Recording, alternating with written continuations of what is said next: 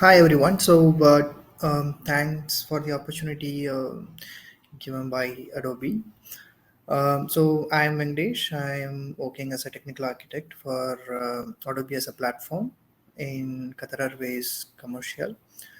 Predominantly handling the platform for QatarAirways.com, loyalty websites, and many other B2B websites as well. So I have 14 years of experience in content management, including design, solutioning, architecture, as well as a lead developer as well. So today, like, what is the context of this particular topic is like we are talking about a headless, headful, and we do a lot of development in our traditional way of doing multi-page applications, and now the evolution of single page applications is more and more evolving. Like what are all the available options within AEM, and when to use where, and how we can progressively develop a single page application in terms with the help of AEM. There are a few use cases that we have developed. So based on that experience, I'll share my inputs as well, which might be helpful for you guys. That the agenda is like we will focus on what is headless and how we are currently developing, how it is differ, what is pros and cons, do we need to completely move to SPA or still traditional is valid. For those questions I'm trying to address it based on my experience.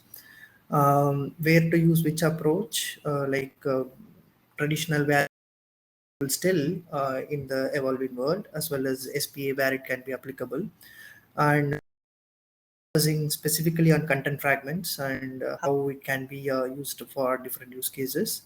There are a few learnings we got it through SPA editor when we implementing an Angular application. So that is also I'm going to share.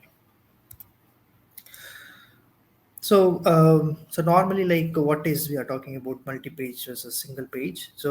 As we are all aware, like if you guys are already working on AEM, AEM, you create a page AEM where a page binds to a model, where the model will resolve to a resolver, where your component will be get all the values from the GCA properties, and then it will push it to as HTML something to the browser, right? So this is a traditional model where it is a multi-page, where in this case, every page loads, all its content will be fetch again and again whenever the pages gets loads, right? So single page architecture will work in a way that it has its own AEM as a separate box, where single page application will be a separate kind of an hosting might be. So in such cases, how it will work is like the model which is responsible within the single page will take the required resources from AEM, and then our Sling models can convert that into a JSON as a response using model.json or something. And using that model.json, it will like where we are doing a mapping between our component to that JS component, which will take that particular content and then deliver it to the client. So that is the very high level process how it is going. So when someone is hitting HTML, and it goes to the uh, Angular controller, where router in our case. So the router will fetch call the model to get the resources, and our resources will resolve to our Slick model, and that is what it is giving us a JSON response. Then the model will identify from our JSON response which content to be take and inject to the respective component as a resource, and that component will inject the HTML and send it to the browser. So that is the overall flow. So in our view, based on our experiences, like what we think is, if your website you are building based on an architecture where it is very informational heavy, where it is always a one-way interaction, where a customer is just coming and visiting your page for an informational site, and it's predominantly a content driven, and where SEO is playing a major role for your enterprise. You have multiple SEO engines like Google, Bing, all those engines that you need to support. In such cases, multi-page application still valid. We should go for that. And where you have a two-way interaction, where a customer interact with your application and you are responding to them, and they start further interacting. So more of like an interactive kind of a nature, or a transactional way of nature, and you need much more rich customer experience, as well as like a faster time load. So that in that kind of interaction heavy websites, still single page application is valid now. So in terms of page load, if you see, like as we also mentioned, saying that like every page loads, it keep request for the resource and objects, everything will load as an individual objects. So it will start like if you go with HTTP2 or HTTP3, it will still, it's good, but still further loads will consume by the bandwidth. In the single page applications, at the first time of page load itself, you will request for all the resources, and then for based on your interactions, that lesser load will traverse further. So that is a major difference between the time of loading between the single page application and multi-page. So that is kind of like how it sits in a higher level architecture I have placed it. So normally, like in a multi-page environment, you will have AEM, and you have AEM libraries as well as AEM pages. Everything sits within an AEM. And in here, the majority of the benefit will be authors plus users, where both have a contribution towards your AEM. So they will interact with this layer, right? So your API gateway will be outside. Where here, if you see in single page, we have two kind of an architecture we are seeing, where it is like SPA editor is one concept, where you have an SPA container within an author, and SPA editor framework will be responsible for doing an in context editing, which is more of like an authoring focus, where you are giving your super authors or authors to give more context about your transactional applications when they editing the content. But if you think saying that, okay, my author is like okay to have a form based one, in context editing, I mean, I'm not going to much worry about like authoring experience, where I will go with an user's experience much and more. In that scale, we can go completely headless. In such cases, AEM will be a headless content, where your API gateway sits outside and your SPA will be sit outside of AEM. So this way, like you can choose between SP editor or headless or multi-page based on your use cases. So predominantly now we are focusing on the single page development with the terms of headless. So headless will be applicable for single page SP editor as well as the pure headless as well. So we are focusing in this area. So what is available options within an AEM? So we are in terms of headless, we are having HTTP API available. In using that, you interact with content fragments and then directly interacting with the DAM operations remotely. So predominantly this API will be like more recommended to use within authoring interfaces, where you have an admin screen or something, where you put a code which you can write it to AEM for further translation and then publishing to the production. So content fragments is more of like a structured content, where you can reuse this content, including you can create variations and cater to different channels for different API deliveries as well. So experience fragment is also sideline to content fragment, where it is also controlling your design, which gives more in context editing, where you want to share it as like to import it to target or import it as a JSON as well. So those are all the options available with experience fragment. Content services, I think many of us are already using it in terms of servlet or content exporter, where you will bind your content fragment into a page and you will present that as a page as an exporter content.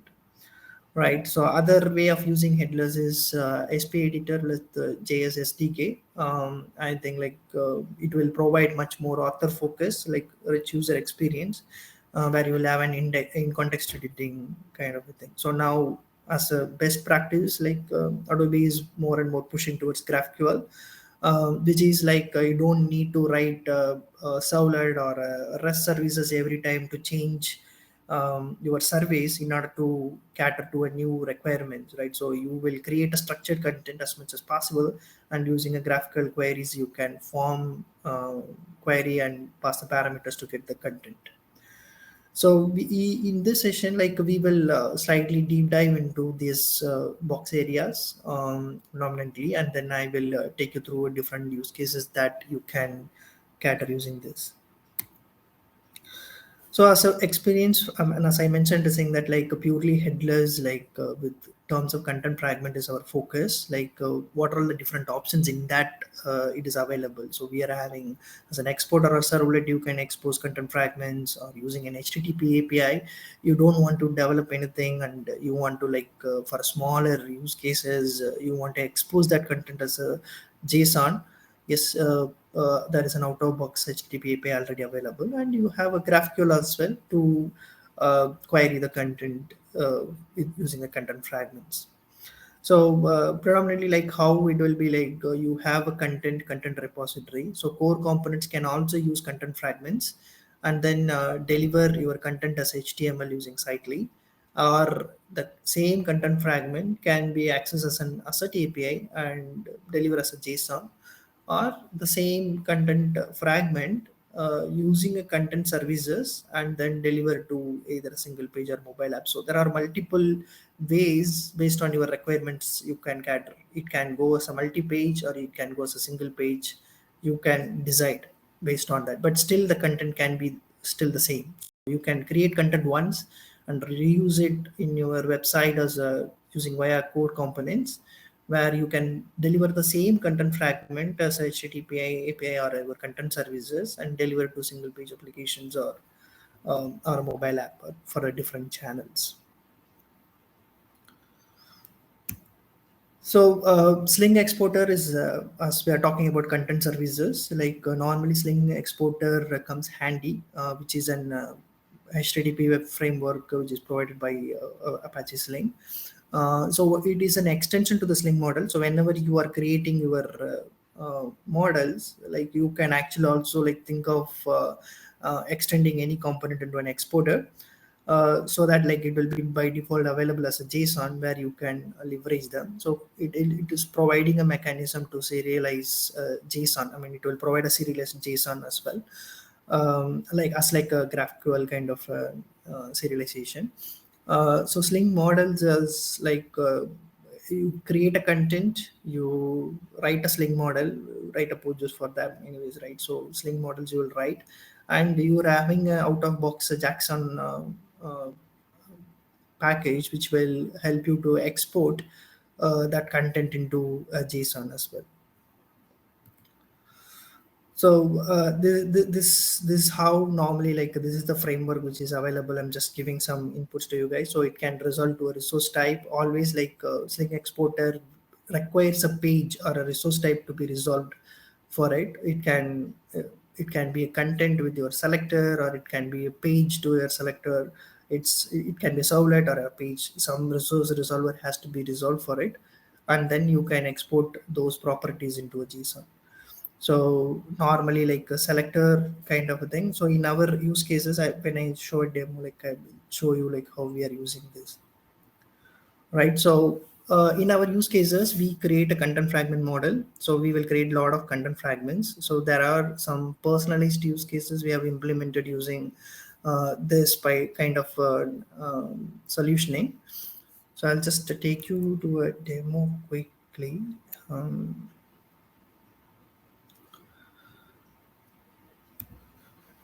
Okay. So our use case is like, say, it's a multi-page applications where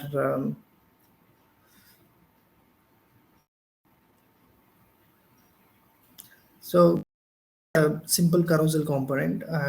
So our personalized use case may be someone comes to the website for an anonymous user. You see a default content, and if someone is logged in and they are belong to platinum tier or gold tier or silver tier, we have to show different content in terms of how different users, right? So we have to create a context based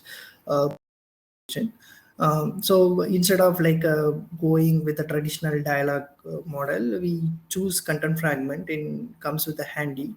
So if you take a content fragment, so you just create a fragment out of it. A fragment may have like a title, your rich text, image, content, and you can create a model out of it, and you can create a variations out of it. Your default content can be your master, your burgundy content is burgundy data, silver data, the gold data, right? So you create a single master and you create multiple variations towards it. And then what you can actually do is like, so I can show it here itself. So dot platinum. So just put a platinum, it will take the content fragment from the platinum variation and it will show. If you put gold, so mobile. Yeah, so if you take the authoring piece of it, it will just, you have to just mention the content fragment master, that's it. Right, so this is one of the use case. So what you can actually do is like you can write a simple servlet extending the content fragment interface. So I think like when we are developing it at the time, the API interface having little functionality where we have to write a query and all. Now I think if you refer to the API guides, I think a lot of APIs are available where you can get all the variations in one shot as well as associated contents. So I think I'll just put you into the chat for your references. So what we actually do is like we will get the content fragment, and then based on that path we will query the variations, and based on the selector whatever it comes we will fetch the variations and then we will return to that. So that is how it's been written. So if you want to send the same content to the mobile app or a SP application as a JSON, uh, we just need to like get via directly the asset API itself and expose them. It will provide you with all the content including your variations. So same content for mobile as well as same content for your desktop, so you can maintain your consistency of the branding. So this is one of the use case we can do. So someone is logged in as gold and you pass the context and get the respective variations and so on. The other one is like the second kind of an use case is about say consider this is for a website where you have a head full content as well as headless content, where you have something like a mobile app or single page applications where you want to have a different screens, like for example home screen you have, and you have checkout screen and you have confirmation screen, and then you will have the final screen, right? So there will be 5 screens. You can still use content fragments, like, and you can categorize and bind it to the page. For example, consider as a home screen. So you will create first the content fragment models as a structured content.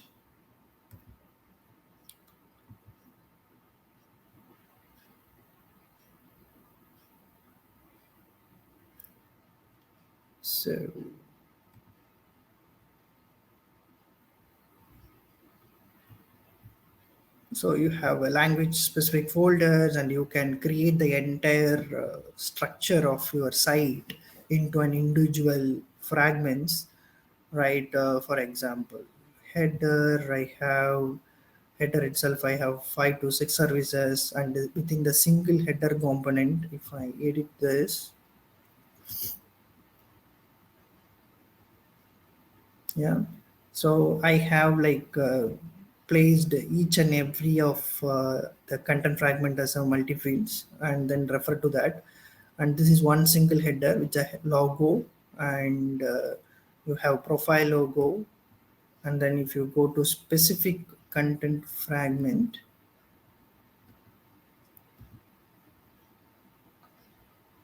services this is the one I linked it to the associated text. So you will have header, button, label, all those things, like you will drag and drop into a page. So for example, home page, so I have a header and multi fields, like these are all the linked content fragments. And then you have a widget time, so you will build a page, like you categorize the page, and whatever the page is required, like error messages to labels, key values, all those things which is required for that home screen, you can drag and drop as a content fragment. Like you will place all this content fragment, and then we will consume this as a service.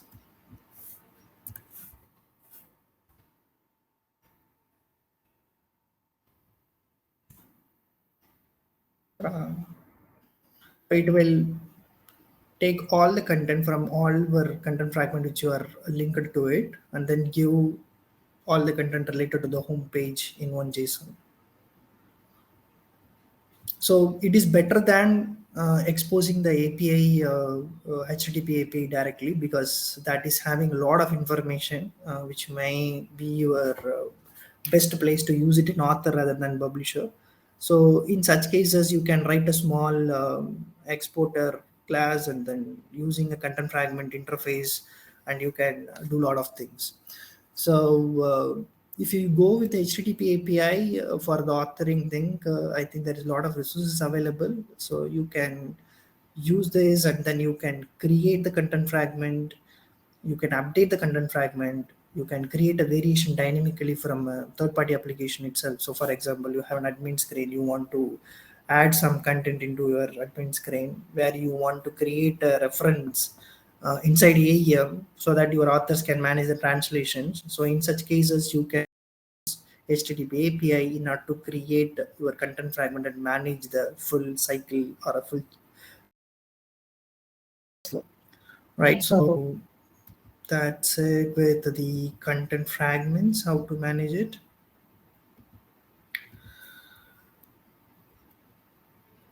Yeah. So second thing is like SP editor. So Angular applications, as I already mentioned, you have three people will be involved in your normal SP editor. You have authors, like for example, they will manage only the content related to it. So you can relate to the first diagram which I showed, and the AEM developer will be responsible for writing the Sling models and dialogues, where the front end developer will predominantly manage the functional logic of the entire content.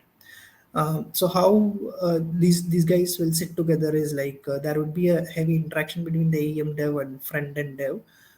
He will share the proxy JSON or a mock JSON to him, so that like he can build the website in terms. In meanwhile, he can build the exporter as well as the JSON for them.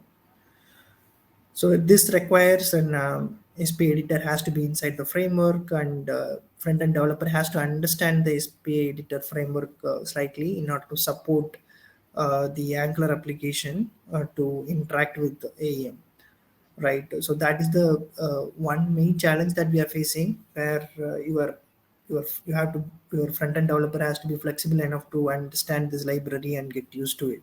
So many occurrences what we also facing is like that will be a hesitant from a front-end developer, or AEM developer has to turn to a full stack developer. So that's a learning curve required there, right? So I'll just show a quick demo there. how we are managing it.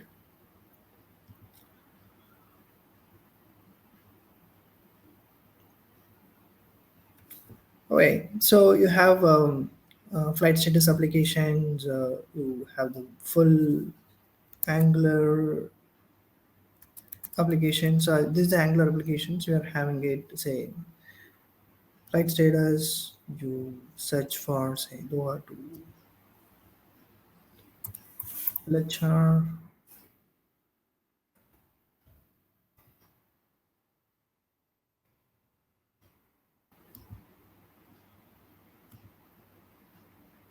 Yeah. So if you see here,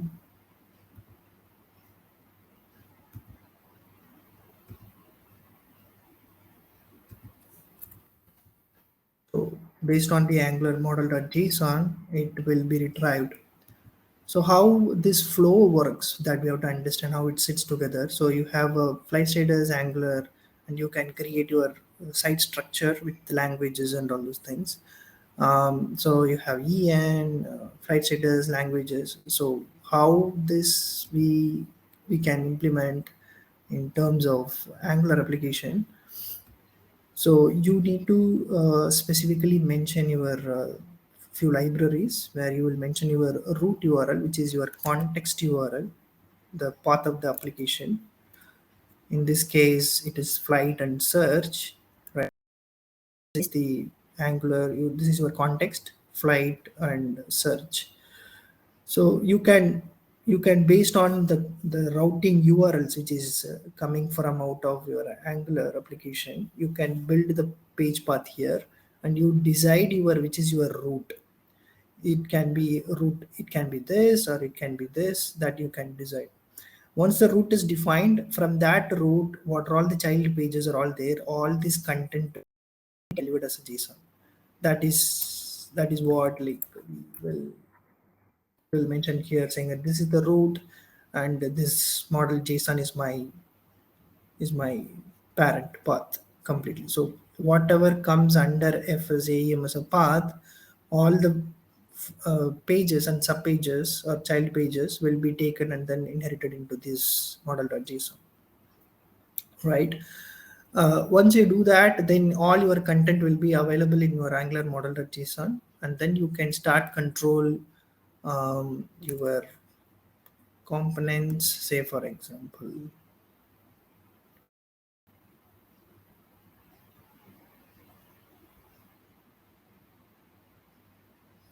say, so all you need to do is just you will write a dialog there, and then you will mention only the content. The functionality of the entire application will be managed by the Angular as such, right?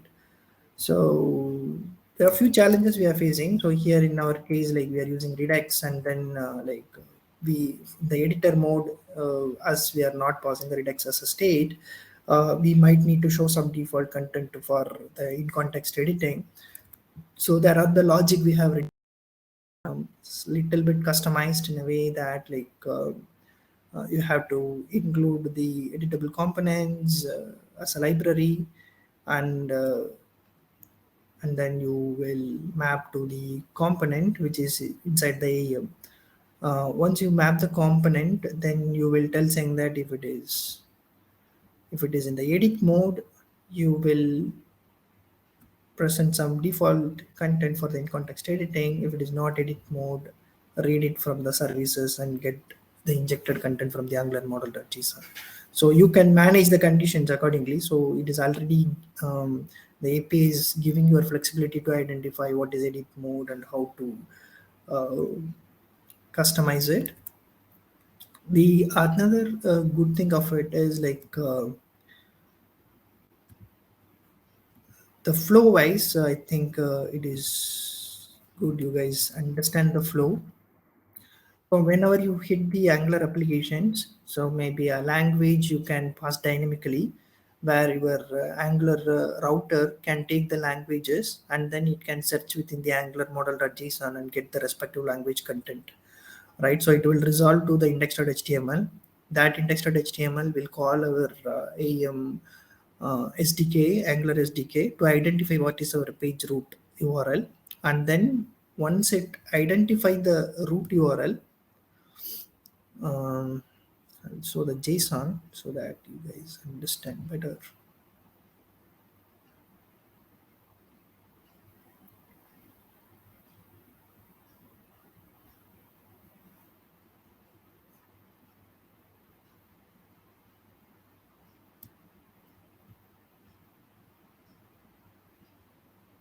Yeah. So, for example, if I'm in Arabic website, so this is the context path it will try to understand. Under the if the context path is matches with this path, then it will directly identify which are all the items under it, and then it will start taking those content.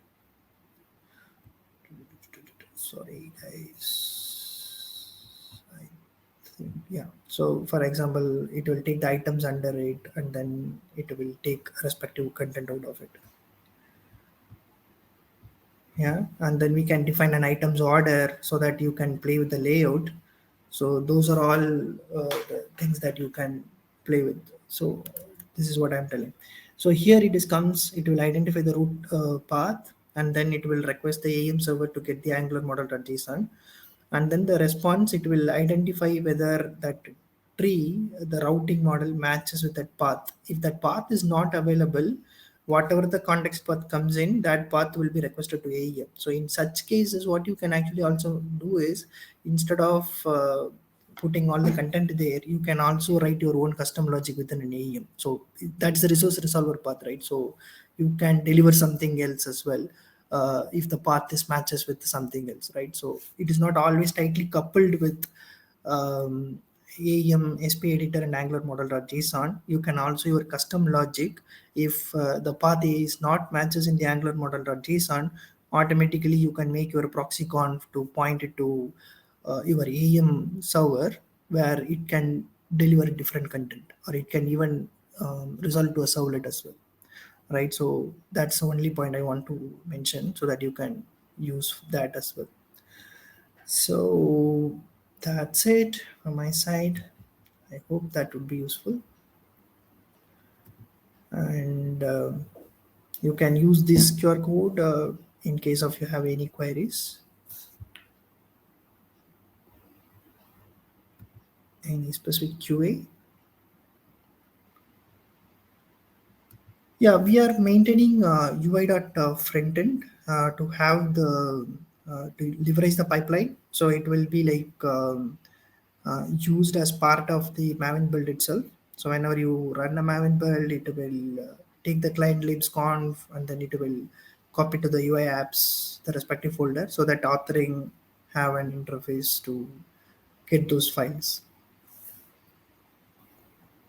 So to create editor component, you need to create headless and UI.frontend version. Yeah, for an SPA editor, yes, that's how we need to do it. Like for example, that's what I told, right? SPA editor, if you go into that equation, you also have what's say like you have to understand the front end stack, as well as you have to understand the big picture of it, where you need to put your source file inside UI.frontend, or I think in the cloud services, that's the best practices where it is providing out of box front end pipeline dedicated. So you can keep it outside as well if required. Maven, there is plugins are available where you can do a lot of things with that. It is not always necessary to have it under UI.frontend as well. So you can have it a separate pipeline as well.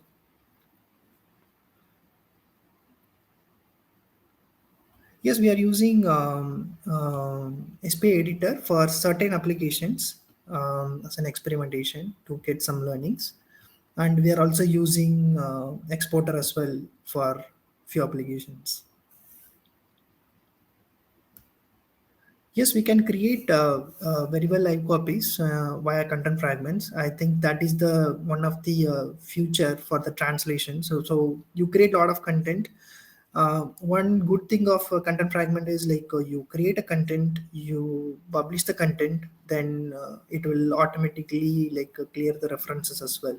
Unlike an experience fragment where you need to write an extra code whenever you publish an experience fragment, you have to collect the references of the page, and then manually you have to clear the dispatcher. Uh, See, if the headless, the beauty of the headless is like you create a content, a structured content. Yeah, forget about whether it's headless or headful. You create a structured content, which can be a content fragment.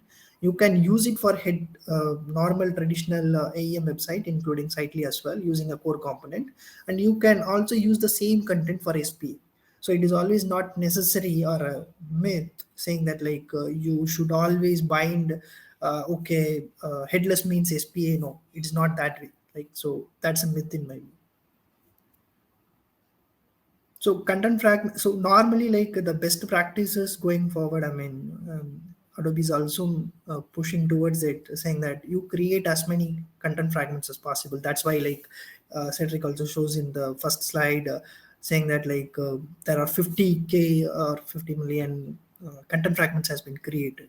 So you create a site taxonomy in terms of content fragment, and then you will decide based on your use case, as I mentioned in the first slide, whether it is a multi-page or single page. Both are applicable in my view. It is going to be ever, and you can choose how you want to do it. Yes, content fragment do have MSM support. Yes, it does have. It started giving from I think 6.5.8, I guess. You can use publishers as well to host um, your SP application as well, right? So normally, what you can do is you generate the pipeline, but do not like run with the Node.js and all, but take the output file, and then you can place it under AEM and map it to a component, result to a page, right? So that's it. You just need to add the client libs of the output generated file and then map it to there. I think you can run it from AEM as well. There is a way to do, but you can do it still. Okay, that's it from my side. Any other questions? I think few questions coming in. It is like SPA editor is like an SDK provided by Adobe. So it is has its own APIs. It is not like just to place the JS and it work that kind of way. It requires some learning purpose.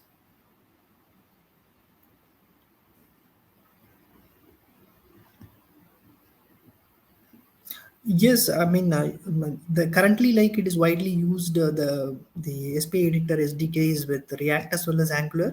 I think there are ways in the documentation I can actually provide it in the contextual thread if I have some time. There are ways you can do for other popular frameworks as well, like Next.js, Vue.js, and all. There are implementations already done within an AEM using Vue.js. Thank you guys. Thanks for your time and thanks for the opportunity. I hope like this is useful. You can use it for many use cases as well. Yeah, I thought like today too many GraphQL, so it might be a different session for you guys at least. Thank you. Thank you all.